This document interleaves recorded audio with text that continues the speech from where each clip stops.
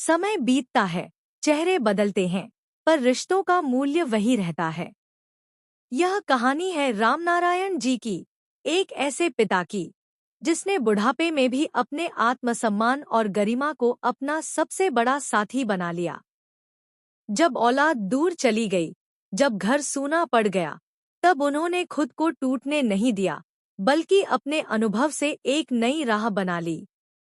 यह सिर्फ बुढ़ापे की नहीं, बल्कि जीवन की गरिमा की कहानी है, जो सिखाती है कि सहारा किसी का इंतजार नहीं करता, वह आत्मसम्मान से जन्म लेता है। कहानी को अंत तक जरूर सुनिएगा, क्योंकि शास्त्रों में कहा गया है, कहानी हो या शिक्षा, जिसे अधूरा छोड़ दिया जाए तो वो अपने फल से वंचित कर देती है। बुढ़ापा तब तक सुंदर है जब तक आत्मसम्मान जीवित है। सुबह का वक्त था। धूप की पहली किरण आंगन की सूखी मिट्टी पर ऐसे उतर रही थी, जैसे कोई पुराना दोस्त बहुत दिनों बाद मिलने आया हो। गांव की बस्ती से मुर्गे की बांग सुनाई दी और साथ ही बर्तन बजने की हल्की आवाज। लेकिन रामनारायण जी के आंगन में सन्नाटा था। कभी इस आंगन में बच्चों की हंसी गूंजती थी, पत्नी सावित्री के गीत बजते थे, और हर सुबह तुलसी पर जल चढ़ाते वक्त घंटी की मधुर ध्वनि गूंजती थी। आज बस हवा थी, जो पुरानी यादों को हिलाती हुई दीवारों पर लगी पुरानी तस्वीरों को सहला रही थी। रामनारायण जी लकड़ी की कुर्सी पर बैठे थे, जो अब चरमराने लगी थी। उनके हाथों में कांपते हुए कप में चाय थी, ठंडी हो चुकी। आंखें सामने खुले आंगन पर टिकी थीं, जहां कभी उनका बेटा रवि बल्ला घुमाते हुए खेला करता था। कितना बड़ा हो गया वो रवि, और कितना दूर चला गया, उन्होंने मन ही मन कहा। सावित्री रसोई से आई, सिर पर आंचल, आंखों में वर्षों का धैर्य। लीजिए जी, नाश्ता रख दिया है। अब तो पेट में कुछ डाल लीजिए, वरना दवा कैसे खाएंगे। वो मुस्कुराई, मगर उनकी मुस्कान में थकान थी। वो जानती थी कि जब बेटे बहू से महीनों बात न हो, तो चाय का स्वाद भी कड़वा हो जाता है। रामनारायण जी ने धीमे स्वर में कहा, पता नहीं अब बात करना भी सही है या नहीं। हर बार फोन करते हैं तो रवि जल्दी में होता है, और सीमा तो बस दो बातें करके कह देती है, पापा अब आप आराम कीजिए, हमें ऑफिस निकलना है। वो रुक गए, फिर बोले, पता नहीं हम अब उनके लिए बोझ हैं या बस एक जिम्मेदारी। सावित्री ने धीरे से उनका हाथ थामा। आप बोझ नहीं हैं, बस वक्त बदल गया है। अब बच्चों के पास वक्त नहीं, लेकिन इसका मतलब ये नहीं कि वो दिल से दूर हो गए हैं। रामनारायण जी ने उदास आंखों से कहा, सावित्री, क्या दिल भी कभी इतना व्यस्त हो सकता है। उनकी बात पर कुछ देर सन्नाटा छा गया। सिर्फ दीवार पर लगी घड़ी की टिक टिक सुनाई दे रही थी। गांव के लोग उन्हें मास्टर जी कहते थे।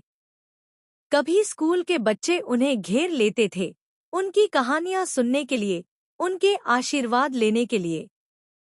लेकिन अब गांव में नया स्कूल बन गया था, नए मास्टर आ गए थे, मोबाइल चलाने वाले, अंग्रेजी बोलने वाले। पुराने मास्टर जी बस सम्मान की निशानी भर रह गए थे। कभी कभी कोई बच्चा आता और पूछता, मास्टर जी, अब आप स्कूल क्यों नहीं जाते। वो मुस्कुराकर कहते, बेटा, अब मैं जिंदगी का दूसरा पाठ पढ़ा रहा हूँ, अकेलेपन का पाठ। बच्चा हंसता हुआ चला जाता, लेकिन उनके दिल में एक टीस रह जाती।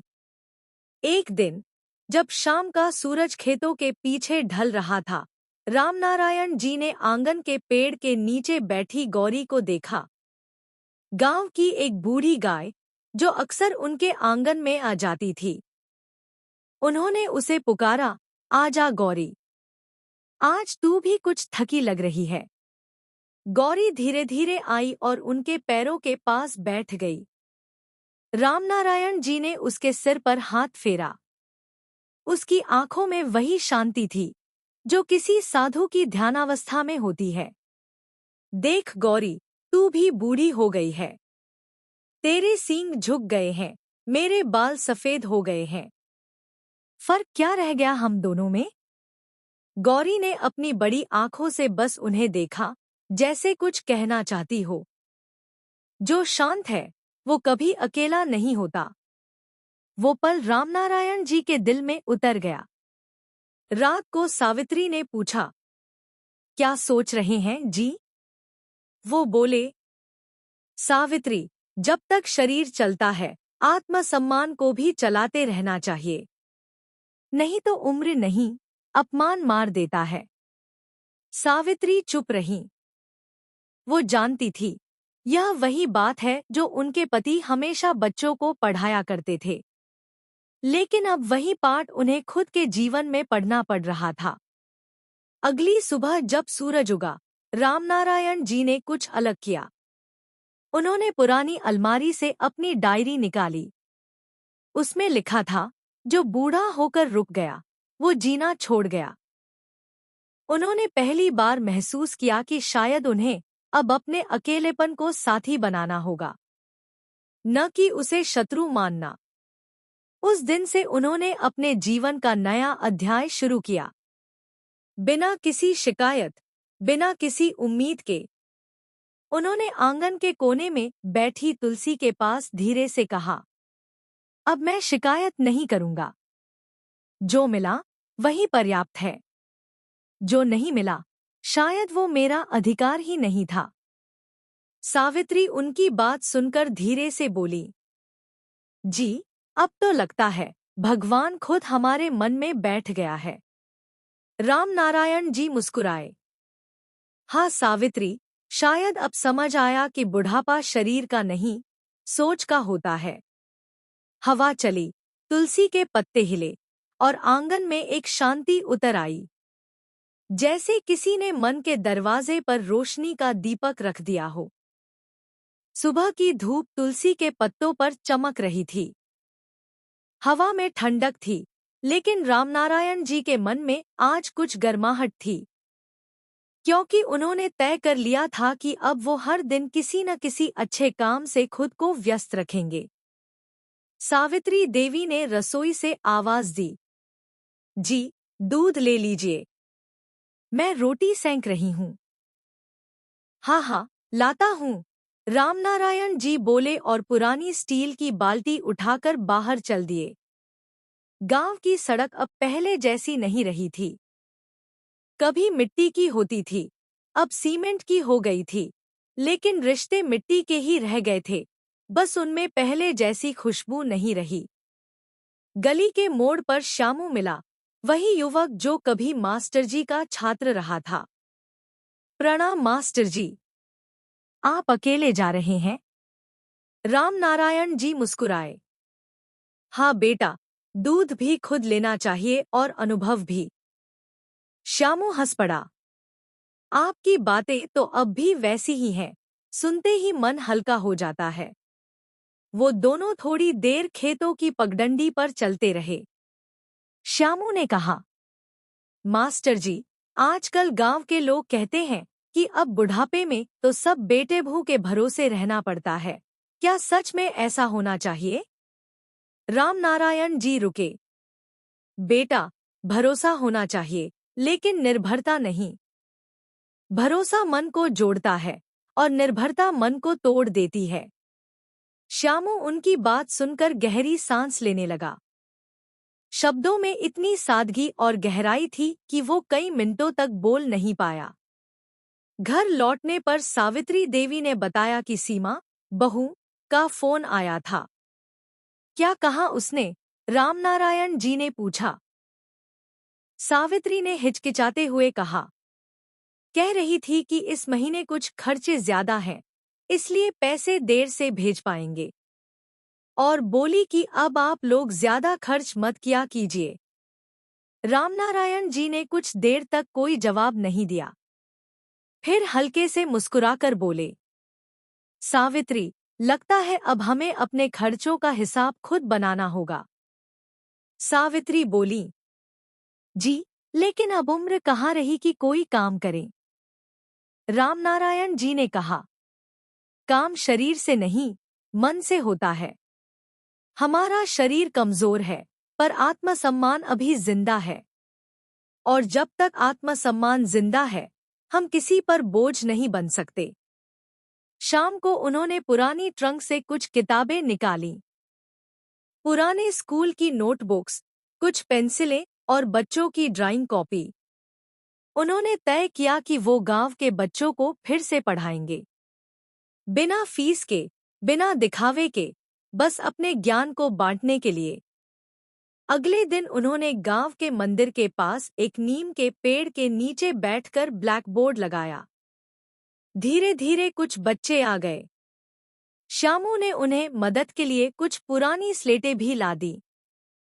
रामनारायण जी ने बच्चों से कहा, बेटा, पढ़ाई सिर्फ नौकरी के लिए नहीं होती, ये इंसान को सोचने का हक देती है। उनकी बात सुनकर बच्चे तालियां बजाने लगे। वो मुस्कुराए। कई महीनों बाद सच्ची मुस्कान उनके चेहरे पर आई थी। सावित्री दूर से ये सब देख रही थी। उनकी आंखों में आंसू थे, पर वो गर्व के आंसू थे। वो जानती थी कि उनके पति ने अपने आत्मसम्मान को मरने नहीं दिया। उसी दिन शाम को गांव की औरतें कुएं पर बातें कर रही थी। एक ने कहा, अरे, मास्टर जी तो अब भी पढ़ाने लगे हैं, जबकि उनके बेटे तो शहर में रहते हैं। दूसरी बोली, वो तो बड़े आत्मसम्मानी हैं, किसी से मांगना नहीं जानते। सावित्री चुपचाप पानी भरती रही। उनके चेहरे पर हल्की मुस्कान थी। वो जानती थी, उनका पति सिर्फ अपने लिए नहीं, हर उस बुजुर्ग के लिए जी रहा है जो आत्मसम्मान के लिए संघर्ष कर रहा है। रात को रामनारायण जी ने कहा, सावित्री, पता है, आज मुझे फिर से लग रहा है कि मैं जिंदा हूँ। सावित्री बोली, आप तो हमेशा से जिंदा थे जी, बस मन थोड़ा सो गया था। वो दोनों हंस पड़े। और फिर कुछ देर बाद रामनारायण जी ने धीरे से कहा, अगर बुढ़ापे में कोई हमें सम्मान नहीं देता, तो कोई बात नहीं। लेकिन खुद का सम्मान अगर खो दिया, तो जिंदगी की सारी लड़ाइयां हार जाएंगे। सावित्री ने उनके हाथ पर हाथ रखकर कहा, बस इसी सोच से तो आप मेरे मास्टर जी हैं। दोनों के बीच वो सन्नाटा था, जिसमें शब्द नहीं थे, सिर्फ सम्मान था, आत्मसम्मान। रात के सन्नाटे में वही गौरी फिर आंगन में आई। उसने धीरे से आंगन की मिट्टी सूंघी और बैठ गई। रामनारायण जी ने दरवाजे से देखा, गौरी, लगता है तू भी आत्मसम्मान जानती है। तू किसी के घर जाती नहीं, और जब आती है तो कुछ लेती नहीं, बस थोड़ी शांति छोड़ जाती है। गौरी ने अपनी पूंछ हिलाई, जैसे कह रही हो, हाँ, आत्मसम्मान वही है, जो बिना बोले दिल को झुका दे। गांव के ऊपर नीले आसमान में धूप अब पहले से तीखी हो चली थी। सर्दियों का मौसम धीरे धीरे विदा ले रहा था। नीम के पेड़ के नीचे बैठकर बच्चे रामनारायण जी से गणित के सवाल हल कर रहे थे। हवा में बच्चों की हंसी, स्लेटों की खड़क और मास्टर जी की आवाज। देखो बेटा, अगर 10 में से 4 घटाओगे तो क्या बचेगा?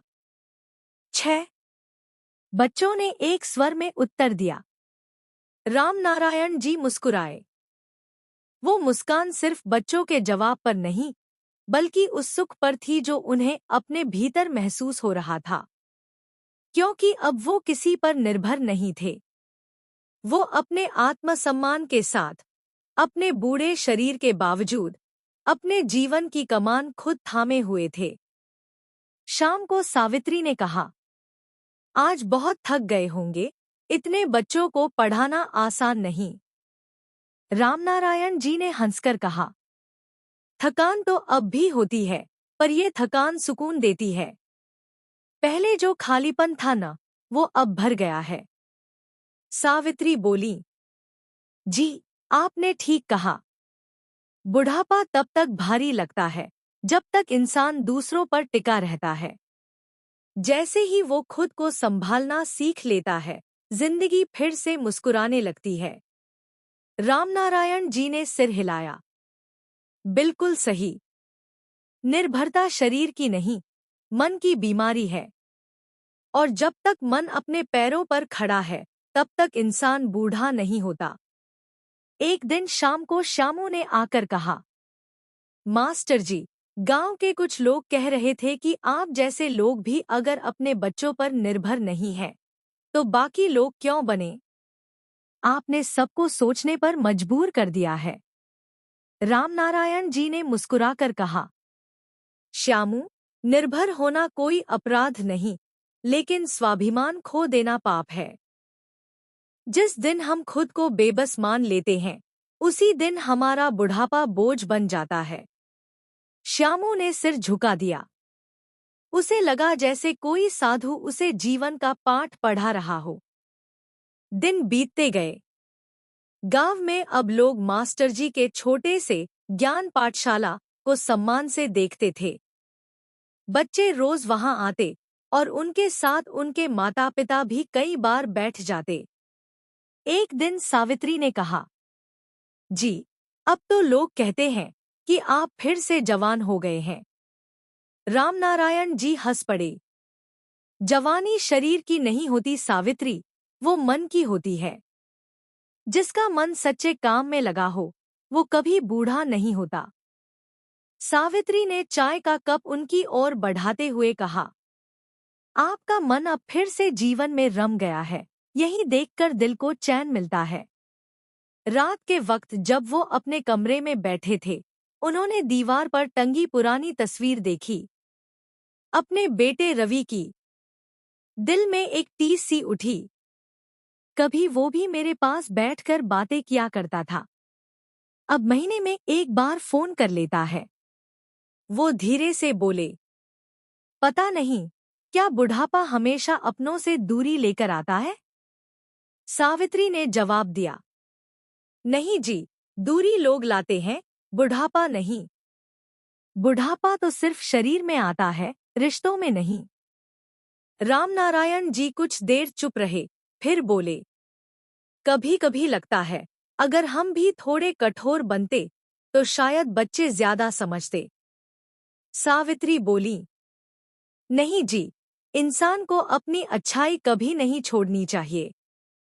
जो अपने आत्मसम्मान को संभाल सकता है, वो अपने दुखों को भी संभाल सकता है। अगले दिन सुबह जब वो दूध लेने गए, तो गौरी फिर आंगन के बाहर खड़ी थी। उसकी आंखों में वही शांति, वही करुणा थी। रामनारायण जी उसके पास गए और बोले, गौरी, तू रोज आती है, बिना किसी उम्मीद के। शायद तू मुझे सिखा रही है कि निर्भरता वहीं खत्म होती है, जहां प्रेम बिना शर्त होता है। गौरी ने धीरे से सिर झुकाया, जैसे सहमति दे रही हो। उसकी आंखों में वही स्थिरता थी, जो एक गुरु की होती है। शाम को सावित्री ने पूछा, जी, आप दिन भर गौरी से बातें करते रहते हैं, क्या वो आपको कुछ कहती है? रामनारायण जी मुस्कुराए। हाँ सावित्री, वो शब्दों में नहीं, लेकिन एहसासों में बहुत कुछ कहती है। वो सिखाती है कि उम्र चाहे कितनी भी हो जाए, इंसान को खुद पर भरोसा रखना चाहिए। क्योंकि जीवन का सच्चा साथी कोई और नहीं, हमारा विश्वास है। सावित्री ने भावुक होकर कहा, जी, आप जैसे सोचते हैं, वैसा हर कोई सोच पाए तो बुढ़ापा भी आशीर्वाद बन जाए। धीरे धीरे गांव में ये बात फैल गई कि मास्टर जी ने अपनी उम्र में भी सबको आत्मनिर्भरता का पाठ पढ़ा दिया। लोग उनके पास सलाह लेने आने लगे, कोई घरेलू झगड़े के लिए, कोई अपने बच्चों के व्यवहार को समझने के लिए।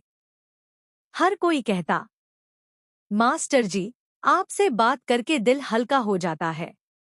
रामनारायण जी बस मुस्कुरा देते। वो जानते थे, असली सुकून दूसरों को समझाने में नहीं, बल्कि खुद को समझने में है। रात को जब आसमान में तारे चमक रहे थे, उन्होंने अपनी डायरी में लिखा, बुढ़ापा तब कठिन लगता है जब हम सोचते हैं कि अब कोई हमारी परवाह नहीं करता, लेकिन असली शांति तब मिलती है जब हम खुद अपने जीवन की परवाह करना शुरू करते हैं। निर्भरता को छोड़ो, आत्मसम्मान को थाम लो, क्योंकि वही सच्चा साथी है जो अंत तक साथ रहता है। गांव में फसल कट चुकी थी। खेतों में अब सिर्फ ठूंठ बचे थे। हवा में धान की गंध और मिट्टी की ठंडक घुली हुई थी। सूरज धीरे धीरे पश्चिम की ओर ढल रहा था और मास्टर जी अपने आंगन में बैठे एक पुरानी डायरी में कुछ लिख रहे थे। सावित्री देवी रसोई में थी। आटा कम था और डिब्बे में बस कुछ दाने चावल के बचे थे। उन्होंने धीरे से ढक्कन बंद किया और एक लंबी सांस ली। आज फिर राशन खत्म हो गया, उन्होंने खुद से कहा। फिर मन में आया, पैसे कब तक रोकूंगी, इस महीने तो रवि ने भेजे भी नहीं। उन्होंने एक पल को सोचा कि गांव की दुकान से उधार ले लें, लेकिन फिर खुद ही सिर हिला दिया। नहीं, रामनारायण जी का आत्मसम्मान किसी उधारी को मंजूर नहीं करेगा।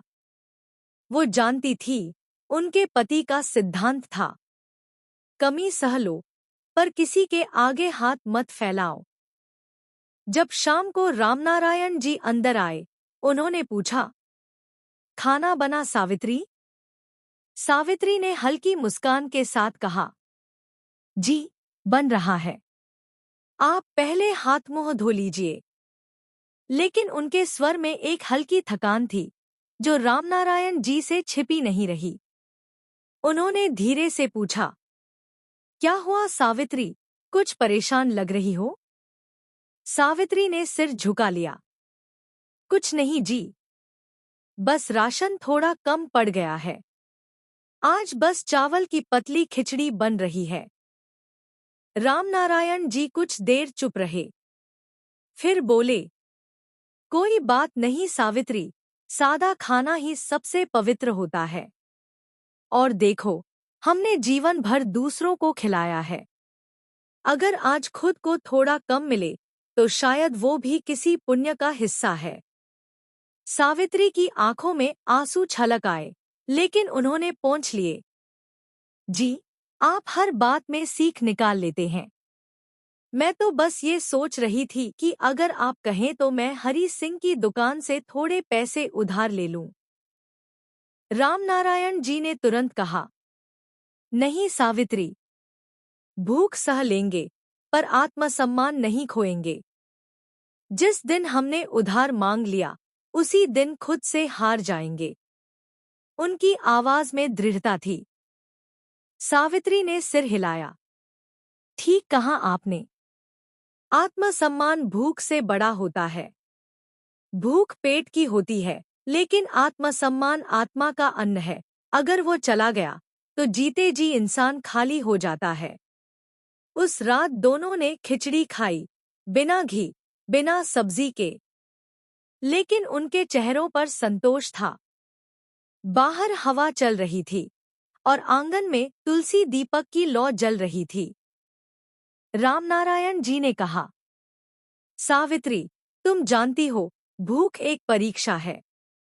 जो उसे सह लेता है, वो दुनिया की हर कठिनाई झेल सकता है। सावित्री ने धीरे से जवाब दिया, और जो आत्मसम्मान खो देता है, वो सब कुछ होते हुए भी खाली रह जाता है। अगले दिन जब शामू आया, उसने देखा कि मास्टर जी के घर में सादगी है, लेकिन उनके चेहरे पर कोई उदासी नहीं। उसने हिचकिचाते हुए कहा, मास्टर जी, अगर कोई मदद चाहिए तो मैं हाजिर हूँ। आप कहें तो थोड़ा राशन मैं ले आऊं। रामनारायण जी मुस्कुराए। श्यामू बेटा, तेरी भावना नेक है, लेकिन जब तक शरीर काम कर सकता है, तब तक किसी पर बोझ नहीं बनना चाहिए। मैं किसी से नहीं लूंगा, बस एक चीज लूंगा, तेरी दुआ। श्यामू ने उनकी बात सुनी और भावुक हो गया। वो जानता था कि ये शब्द किसी साधारण आदमी के नहीं, बल्कि एक ऐसे इंसान के हैं जो हर कठिनाई में गरिमा से जीना जानता है। शाम को रामनारायण जी ने फिर बच्चों को पढ़ाया। पढ़ाते समय उन्होंने बच्चों से कहा, बेटा, कभी भी किसी से कुछ लेने से पहले सोचो, क्या जो तुम मांग रहे हो वो सच में जरूरी है? अगर जरूरी नहीं तो मत मांगो, क्योंकि जो आत्मसम्मान से जीना सीख लेता है उसे किसी चीज की कमी महसूस नहीं होती। बच्चे ध्यान से सुन रहे थे और उनके शब्द जैसे हवा में तैर रहे थे। उस रात सावित्री ने कहा, जी, आज आप बच्चों को वही सिखा रहे थे जो हम जी रहे हैं। रामनारायण जी ने हल्के से मुस्कुराया। कभी कभी भगवान इंसान को खुद परीक्षा में डालता है ताकि वो दूसरों को सिखाने के योग्य बन सके। सावित्री ने सिर झुकाया। आपकी ये सोच ही तो मुझे जीने की ताकत देती है। 3 दिन बाद गांव की पंचायत ने सुना कि मास्टर जी के घर में राशन खत्म हो गया था, लेकिन उन्होंने किसी से कुछ नहीं मांगा। सबको अचरज हुआ। पंचायत प्रधान खुद उनके घर आया। मास्टर जी, गांव के लोग कहते हैं कि आप भूखे रहे मगर किसी से बोले नहीं। क्यों? रामनारायण जी ने बहुत शांत स्वर में कहा, क्योंकि आत्मसम्मान भूख से बड़ा होता है। भूख पेट की है, लेकिन आत्मा की गरिमा उससे ऊपर है।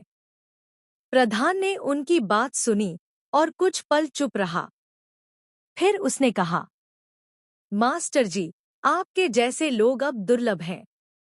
आपने आज हमें याद दिलाया कि गरिमा का अर्थ क्या होता है।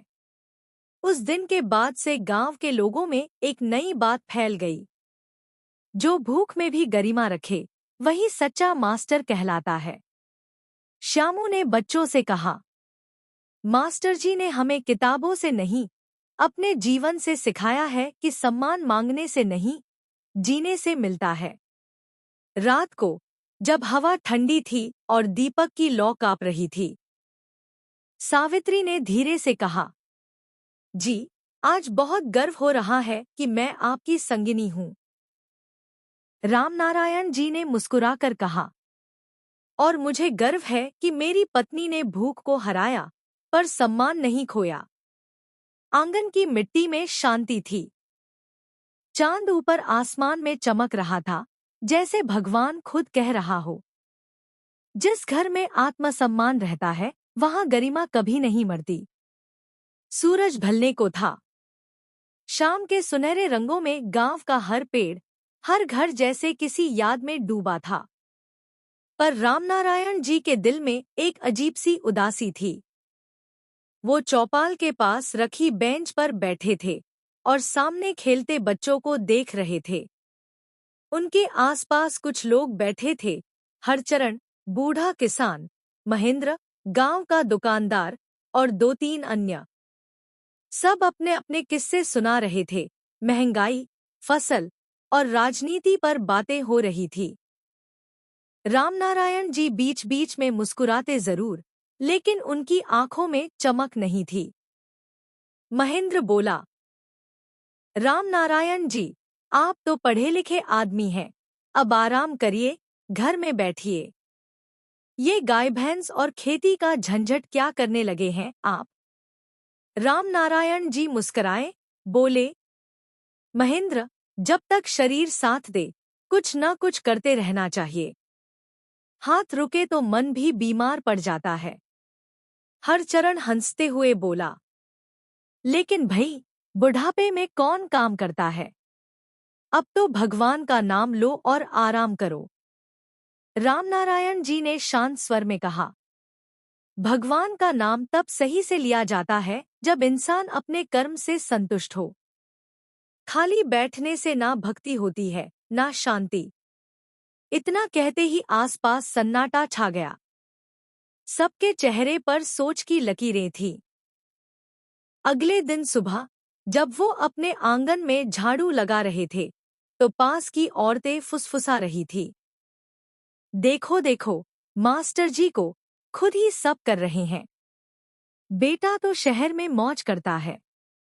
हाँ बहन, आजकल तो कोई औलाद साथ नहीं देती। पर इनका स्वाभिमान भी देखो, किसी से कुछ कहते नहीं। रामनारायण जी ने सुना, लेकिन कुछ कहा नहीं। बस धीरे से बोले, लोग क्या कहते हैं, उससे फर्क नहीं पड़ता। फर्क इस बात से पड़ता है कि हम अपने आप को क्या कहते हैं। उनकी पत्नी सावित्री, जो पास ही तुलसी में पानी दे रही थी, मुस्कुराई। तुम्हारे इस जवाब में ही तुम्हारी ताकत है रामू। रामनारायण जी हंसे। ताकत वही होती है सावित्री, जो अपने अंदर हो। दुनिया की बातों से जो टूट जाए, वो आत्मसम्मान नहीं, अभिमान होता है। दिन बीतते गए। रामनारायण जी ने अपने आंगन में एक छोटा सा सब्जी का बगीचा लगा लिया था। गाय गौरी उनके साथ ही रहती थी। रोज सुबह वो उससे बात करते, जैसे किसी पुराने दोस्त से। गौरी, आज मूली के पत्ते खूब हरे हुए हैं ना? गौरी पूंछ हिलाकर हूँ की आवाज करती। रामनारायण जी के चेहरे पर मुस्कान फैल जाती। गांव के बच्चे आते, कहते, मास्टर जी, हमें भी पढ़ाओ ना। उन्होंने कुछ पुराने किताबें निकाल ली और आंगन में पढ़ाना शुरू किया। धीरे धीरे वो आंगन एक छोटे से पाठशाला में बदल गया। बच्चों की हंसी से घर गूंजने लगा। एक दिन वही महेंद्र आया, बोला, मास्टर जी, आप तो बड़ा कमाल कर दिए। बच्चों को मुफ्त में पढ़ा रहे हैं, और ये देखो, गांव के लोग आपके पास सलाह लेने आते हैं। रामनारायण जी मुस्कराए। महेंद्र, जब आदमी समाज से उम्मीद छोड़ देता है, तो समाज उसे याद करता है। और जब आदमी अपने काम से समाज को रोशनी देता है, तो समाज खुद झुककर देखता है। महेंद्र चुप हो गया। उसे समझ नहीं आया कि इस बूढ़े में इतनी शांति और सम्मान कहाँ से आता है। रात को जब सावित्री ने पूछा, आज तुम बहुत खुश लग रहे हो रामू, क्या बात है? वो बोले, सावित्री, लगता है आत्मसम्मान कमाने की सबसे बड़ी पूंजी काम है। जो आदमी कुछ कर रहा है, वो कभी गिर नहीं सकता। सावित्री ने धीरे से उनके हाथ पर हाथ रखा। और जो आदमी खुद को गिरा नहीं मानता, उसे कोई गिरा भी नहीं सकता। दोनों के चेहरे पर संतोष की रेखाएं थी। गांव के लोग अब उन्हें बाबा कहकर बुलाने लगे थे। किसी को जीवन की सलाह चाहिए होती, कोई झगड़े का फैसला कराने आता। रामनारायण जी सुनते, सोचते और फिर धीरे से कहते, हर सवाल का जवाब भीतर है, बस मन शांत होना चाहिए। और लोग उनकी बातों में एक ऐसी गहराई पाते, जो किताबों में नहीं थी। गांव का समाज अब उन्हें सम्मान से देखता था। वो वही आदमी थे, जिनकी कभी लोग बातें बनाते थे। बूढ़ा हो गया, अकेला रह गया। अब वही लोग कहते थे, मास्टर जी ने दिखा दिया, बुढ़ापा बोझ नहीं, प्रेरणा भी बन सकता है। सुबह का समय था। हवा में हल्की सी ठंडक घुली हुई थी। आंगन के कोने में तुलसी के पास दीपक टिमटिमा रहा था। सावित्री देवी तुलसी को पानी दे रही थी, और रामनारायण जी गौरी को रोटी खिला रहे थे। गौरी जैसे उनका दर्द समझती थी। वो धीरे धीरे मुंह से सांस छोड़ती, जैसे कह रही हो, मत चिंता करो, मैं हूं ना। रामनारायण जी मुस्कुराकर बोले, गौरी, तू तो मुझसे भी ज्यादा समझदार निकली। जब सारे अपने दूर चले गए, तब तू ही है जो हर रोज मुझे नमस्कार करती है। गौरी ने जैसे सिर हिलाया। उसकी आंखों में अपनापन था, एक ऐसा अपनापन जो शब्दों से परे था। गांव में अब मास्टर जी का घर, शांति का घर कहलाने लगा था। बच्चे सुबह आकर पढ़ते और शाम को वहीं खेलते। रामनारायण जी का दिन अब व्यस्त रहने लगा था। लेकिन उस व्यस्तता में कोई थकान नहीं थी, उसमें जीवन था, उद्देश्य था। एक दिन छोटा लड़का श्यामू आया, बोला, मास्टर जी, सब कहते हैं कि बुढ़ापे में आदमी अकेला हो जाता है। क्या सच में ऐसा होता है? रामनारायण जी मुस्कुराए। नहीं बेटा, अकेलापन तभी लगता है जब मन दूसरों पर निर्भर हो जाए। जो अपने भीतर का साथी ढूंढ लेता है, वो कभी अकेला नहीं होता। श्यामू बोला, वो साथी कौन होता है? रामनारायण जी ने धीरे से गौरी की ओर इशारा किया। कभी कभी वो कोई इंसान नहीं, कोई जीव, कोई काम, या फिर अपनी सोच भी हो सकती है। असली साथी वही होता है जो तुम्हारे मन को शांत रखे। श्यामू गहराई से सोचने लगा। दोपहर के वक्त सावित्री ने कहा, रामू, अब शरीर साथ नहीं दे रहा, थोड़ा आराम भी किया करो।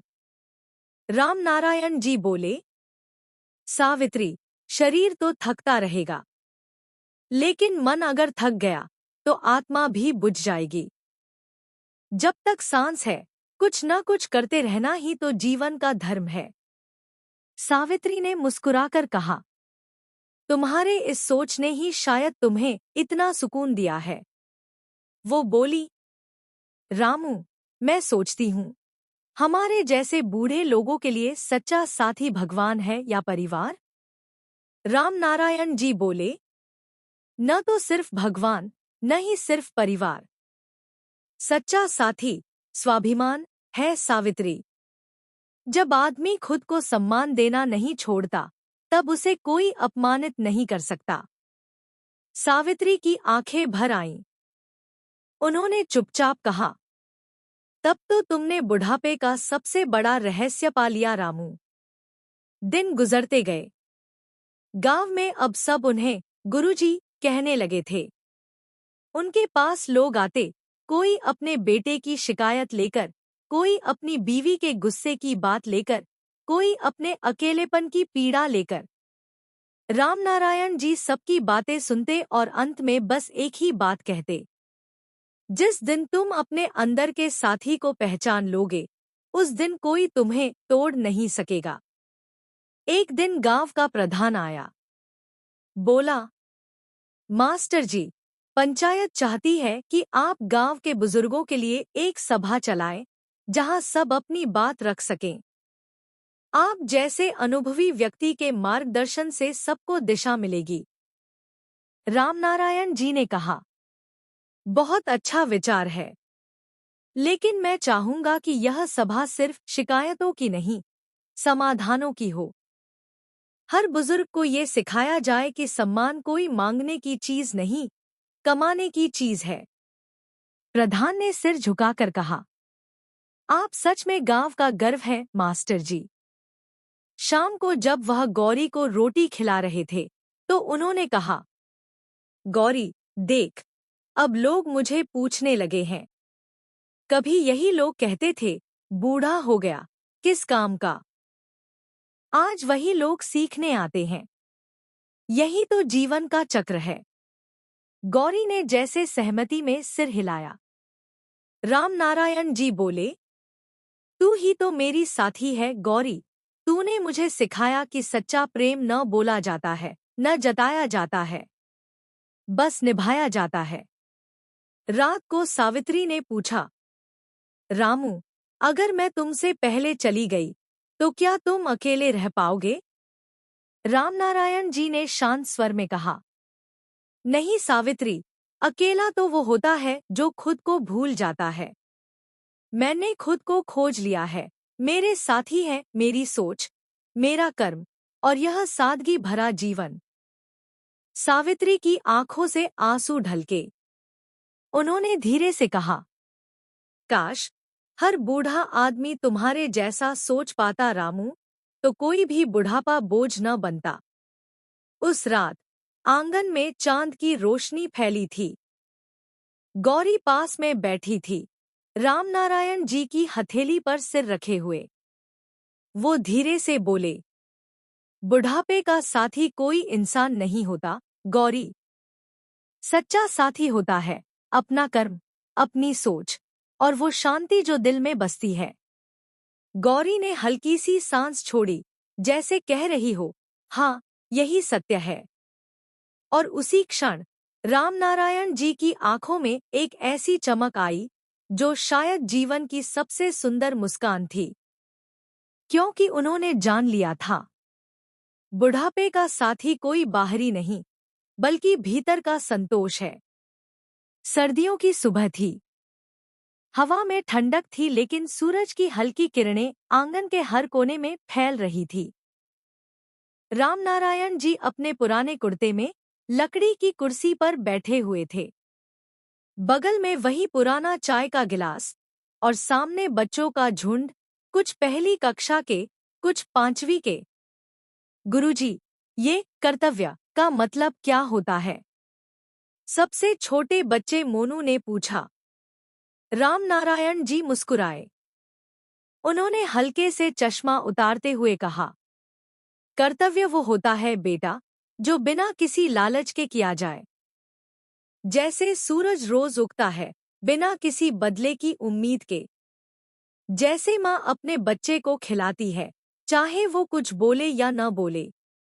बच्चों की आंखें चमक उठीं। उनके लिए यह पाठशाला किसी मंदिर जैसी थी, जहाँ किताबों से ज्यादा जीवन पढ़ाया जाता था। धीरे धीरे गांव में यह चर्चा फैल गई। मास्टर जी फिर से बच्चों को पढ़ाने लगे हैं। सुना है अब गांव के लड़के लड़कियां भी शहर जाने से पहले उनसे सीख लेते हैं। लोग अपने बच्चों को उनके पास भेजने लगे। रामनारायण जी का घर फिर से जीवन से भर गया था। सावित्री रसोई से बाहर देखती और मुस्कुराती। रामू, तुम्हारे आंगन में फिर से बचपन लौट आया है। वो बोले। हाँ सावित्री, यही तो जीवन का दूसरा बसंत है। बुढ़ापा तब तक नहीं आता जब तक आदमी दूसरों को कुछ दे रहा है। एक दिन गांव का प्रधान और स्कूल के हेडमास्टर उनके पास आए। मास्टर जी, हमने सुना कि आप बच्चों को पढ़ा रहे हैं। पंचायत चाहती है कि आप गांव के स्कूल में सलाहकार शिक्षक बन जाए। बच्चों को प्रेरणा मिलेगी। रामनारायण जी के चेहरे पर हल्की मुस्कान फैल गई। अगर मेरे अनुभव से किसी का भला होता है तो ये मेरा सम्मान नहीं, मेरा कर्तव्य है। हेडमास्टर ने कहा, आपसे बच्चों को सिर्फ शिक्षा नहीं, जीवन की समझ भी मिलेगी। अगले दिन जब वो स्कूल पहुंचे तो बच्चों ने तालियां बजाईं। कई पुराने शिक्षक भावुक हो उठे। रामनारायण जी ने मन से कहा, शिक्षा सिर्फ किताबों में नहीं होती। शिक्षा वो है जो इंसान को अच्छा बनाती है। जो तुम्हें दूसरों का सम्मान करना सिखाए, वो असली ज्ञान है। पूरा स्कूल तालियों से गूंज उठा। प्रधान ने कहा, मास्टर जी, आप हमारे गांव की आत्मा है। शाम को जब वो गौरी को रोटी खिला रहे थे तो बोले, देख गौरी, जिंदगी फिर से मुस्कुराने लगी है। जो लोग सोचते हैं कि बुढ़ापा अंत है, उन्हें बताओ कि ये तो शुरुआत है, अनुभव की, समझ की और शांति की। गौरी जैसे उनकी बात समझ रही थी, उसने धीरे धीरे सिर हिलाया। रात को सावित्री बोली, रामू, तुमने सच में अपने जीवन को अमृत बना लिया। बुढ़ापे में जहां लोग दूसरों पर निर्भर हो जाते हैं, वहां तुम दूसरों के सहारे बन गए। रामनारायण जी बोले, सावित्री, इंसान बूढ़ा तब नहीं होता जब उसके बाल सफेद हों, बल्कि तब होता है जब उसकी सोच बूढ़ी हो जाए। मैंने सोच को जवान रखा, इसलिए जीवन जवान है। सावित्री ने कहा, यानी बुढ़ापे का दूसरा नाम है अनुभव? नहीं सावित्री, उन्होंने हंसते हुए कहा, बुढ़ापे का दूसरा नाम है संतोष। कुछ महीनों बाद गांव में एक छोटा उत्सव हुआ, गुरु सम्मान दिवस। गांव के सारे लोग आए। बच्चों ने मंच पर नाटक किया, आत्मसम्मान का मूल्य, जिसे उन्होंने खुद मास्टरजी से सीखा था। मंच के अंत में सब बच्चों ने मिलकर कहा, गुरुजी, आपने हमें सिखाया कि इज्जत मांगने से नहीं, कमाने से मिलती है। उनकी आंखों से आंसू निकल आए। वो बोले, बेटा, मैंने जो पाया वो किताबों से नहीं, जीवन से पाया। याद रखो, अगर मन में सम्मान है तो दुनिया कभी तुम्हें नीचा नहीं दिखा सकती। पूरा मैदान तालियों से गूंज उठा। रात को जब सब सो गए, तब रामनारायण जी बाहर बैठे थे। चांद आसमान में चमक रहा था, गौरी पास में लेटी थी। उन्होंने आसमान की ओर देखते हुए कहा, भगवान, अगर यही बुढ़ापा है तो मैं आभारी हूँ। तूने मुझे दिखा दिया कि जीवन तब तक सुंदर है जब तक इंसान कुछ अच्छा करता रहता है। गौरी ने आंखें मूंद ली, जैसे वह भी उस शांति में डूब गई हो। उस रात हवा में कुछ अलग था, सुकून, श्रद्धा और संतोष का मिलाजुला एहसास। रामनारायण जी ने आंखें बंद की और कहा, जब दिल में सम्मान और हाथों में कर्म होता है, तब बुढ़ापा नहीं आता। आता है जीवन का दूसरा बसंत। बरसों बाद गांव में एक अनोखी हलचल थी। सड़क पर मोटर कार आकर रुकी। गांव के लोग चौकन्ने हो गए। इतने सालों बाद पहली बार किसी बड़ी कार ने गांव में दस्तक दी थी। कार से निकला एक शख्स, सूट बूट में, महंगे चश्मे लगाए हुए। वो था रवि, रामनारायण जी का बेटा। सालों बाद अपने गांव लौटा था। उसके चेहरे पर थकान भी थी और पछतावे की हल्की छाया भी। साथ में उसकी पत्नी सीमा थी, जो पहले कभी गांव नहीं आना चाहती थी। पर इस बार दोनों किसी अजीब से भाव से भरे हुए थे। रवि ने घर का दरवाजा खोला। आंगन में बच्चों की हंसी गूंज रही थी। रामनारायण जी आंगन में बैठकर बच्चों को पढ़ा रहे थे। उनकी आंखों पर पुराना चश्मा था, चेहरे पर हल्की झुर्रियां थी, लेकिन मुस्कान उतनी ही सच्ची थी। रवि ठिठक गया। वो कुछ पल उन्हें निहारता रहा। जिस पिता को वो कमजोर समझता था, आज वही पिता पूरे गांव के लिए प्रेरणा बन चुके थे। सावित्री ने बेटे को देखा। उनकी आंखों में नमी आ गई। रवि, तू आ गया बेटा। रवि झुका, मां के पैर छुए। फिर पिता के पास जाकर धीरे से बोला, पिताजी। रामनारायण जी ने आंखें उठाईं। एक पल के लिए सन्नाटा फैल गया। फिर उन्होंने वही पुरानी सादगी से कहा, आ गए बेटा। अच्छा किया। यहाँ आना ही काफी है। रवि कुछ बोल न पाया। गले में शब्द जैसे अटक गए। शाम को जब सब बच्चे चले गए, तब रवि और सीमा उनके पास बैठे।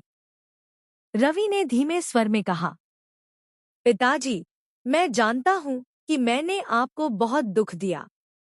जब आपको सहारे की जरूरत थी, तब मैं शहर में अपने सुख में खोया रहा। आज जब सब कुछ है मेरे पास, तब भी सुकून नहीं है। मुझे लगता है मैंने जीवन का असली मतलब खो दिया।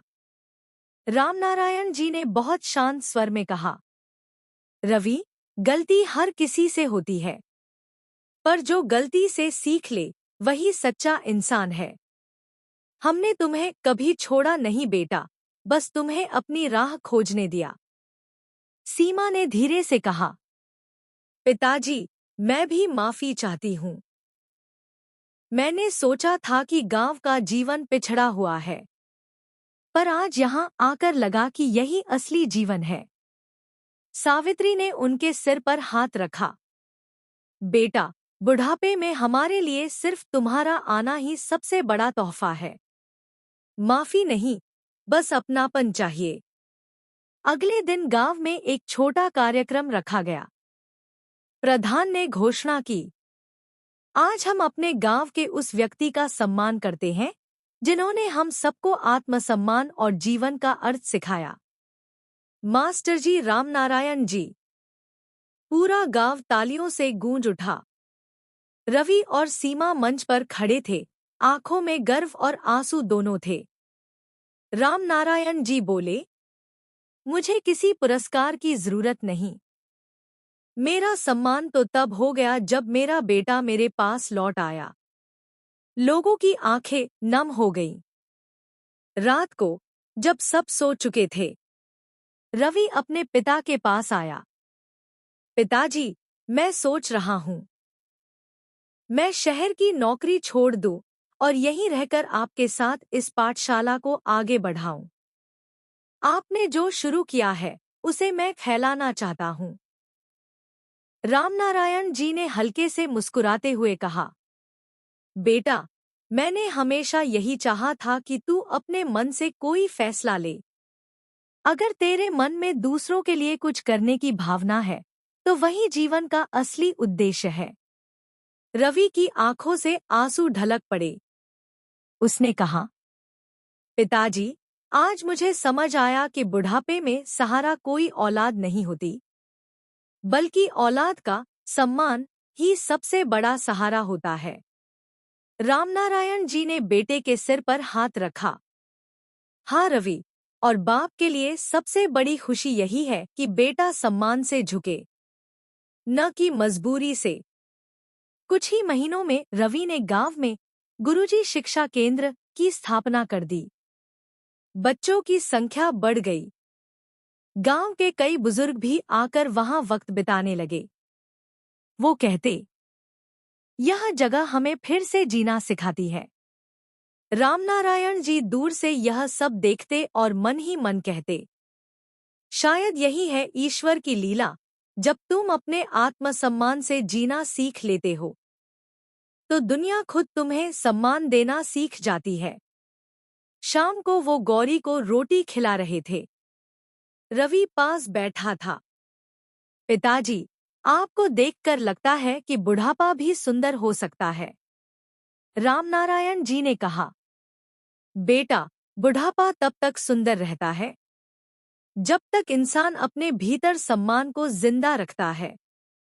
जो खुद को गिरा हुआ समझ ले, उसका बुढ़ापा बोझ बन जाता है, और जो खुद को सच्चा समझ ले, उसका बुढ़ापा पूजा बन जाता है। रवि के चेहरे पर मुस्कान फैल गई। रात को आसमान में तारे झिलमिला रहे थे। सावित्री रामनारायण जी के पास बैठी थी।